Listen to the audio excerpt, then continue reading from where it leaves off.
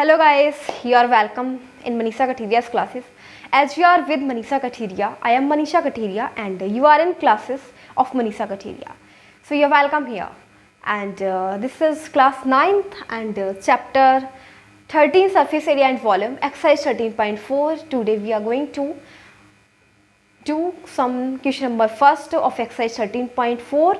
जैसा कि हमें क्वेश्चन में दे रखा है, तो सबसे पहले तो हम बात करते हैं कि एज मैथ्स के बारे में। तो मैथ्स क्या है, देखो सबसे पहले तो अगर you will have to give times to maths, आप अपने मैथ्स को टाइम दीजिए तो seriously I am telling that maths will like you. Maths आपको पसंद करेगा, आप जितना ज़्यादा मैथ्स को पढ़ेंगे उतना ज़्यादा मैथ्स आपको पसंद करेगा एंड मैथ्स इजी बनता जाएगा। इसीलिए मैथ को कभी टफ मत लेना, हमेशा उससे इजी ही लेना, क्योंकि आप जितना ज़्यादा मैथ्स को पढ़ेंगे उतना ज़्यादा आपकी मैथ समझ में आएगा एंड आप इतने ही मैथ को लाइक करने लगेंगे। So it's better you to give the time to maths. चलो ये बातें तो बाद में होंगी, सबसे पहले हम स्टार्ट करते हैं क्वेश्चन नंबर फर्स्ट।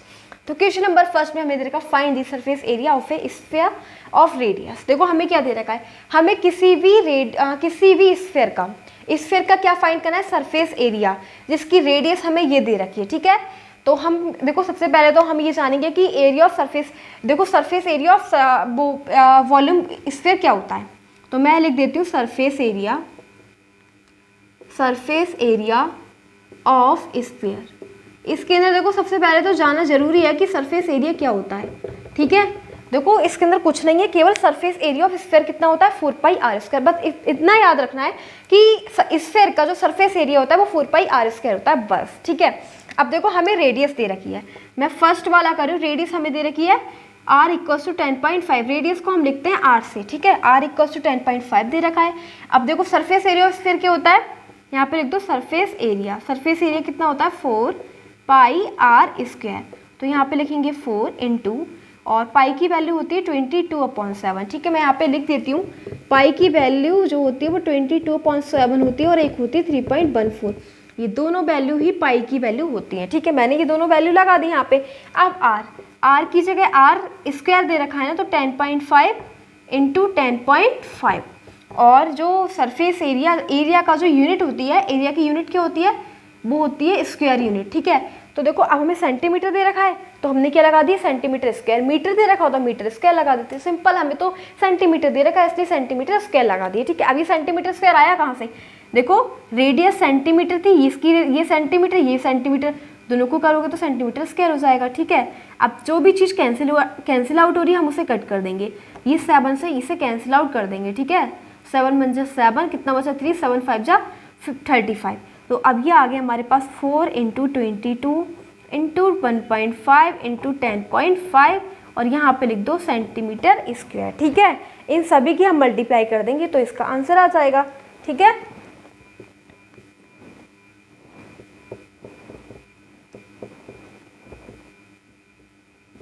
अब देखो ये आ गया 88 इंटू 1.5 इंटू 10.5 सेंटीमीटर स्क्वायर। अब हम इनकी मल्टीप्लाई कर देंगे, फिर इसका डायरेक्टली आंसर आ जाएगा।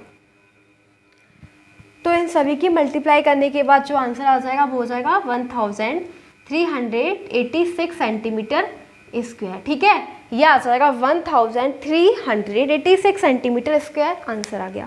क्या करा इसमें, सरफेस, देखो हमें निकालना था surface area of sphere, sphere का हमें सरफेस एरिया निकालना था।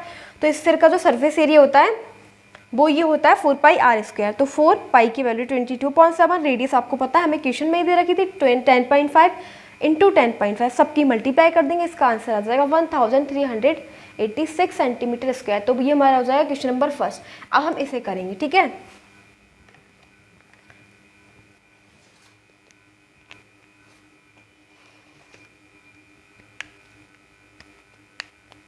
तो मैं इसे रफ कर देती हूँ। ठीक है, इस वाले को रफ कर देते हैं एंड अब करेंगे क्वेश्चन नंबर, इसका जो सेकंड पार्ट है उसमें हमें रेडियस दे रखी है 5.6 सेंटीमीटर और यहाँ पे लिखेंगे surface area of sphere = 4πr²। ठीक है, हमें स्फीयर का सरफेस एरिया फाइंड करना है तो उसका फॉर्मूला होता है 4πr²। अब 4 की जगह 4, पाई की जगह 22/7 मैंने वैल्यू लिख दी है, रेडियस की जगह हमें दे रखा है 5.6, तो ये हो जाएगा 5.6 इंटू 5.6 सेंटीमीटर स्क्वायर, क्योंकि स्क्वायर यूनिट होती है इसके। ठीक है, ये हमने लगा दिया, इसको 7 से कट कर देंगे। ठीक है, तो कितना आ गया 0.8। तो अब हमारे पास आ गया 4 into 22 into 0.8 into 5.6 centimetre square. अब हम इन सब तो यहाँ पे लिख देंगे, इसकी मल्टीप्लाई करने के बाद 394.24 सेंटीमीटर स्क्वायर। ठीक है, 394.24 सेंटीमीटर स्क्वायर। तो ये आ गया हमारा सेकंड वाले का आंसर। अब देखो, अब करेंगे थर्ड वाला। थर्ड में हमें जो रेडियस दे रखी है वो 14 दे रखी है, तो मैं इसको रफ कर देती हूँ क्योंकि अब हमें करना है थर्ड वाला।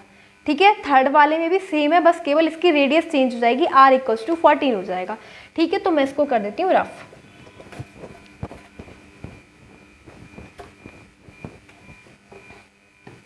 तो यहाँ पे लगा देंगे थर्ड वाला r = 14 सेंटीमीटर। ठीक है, मैंने लिख दिया r = 14 सेंटीमीटर।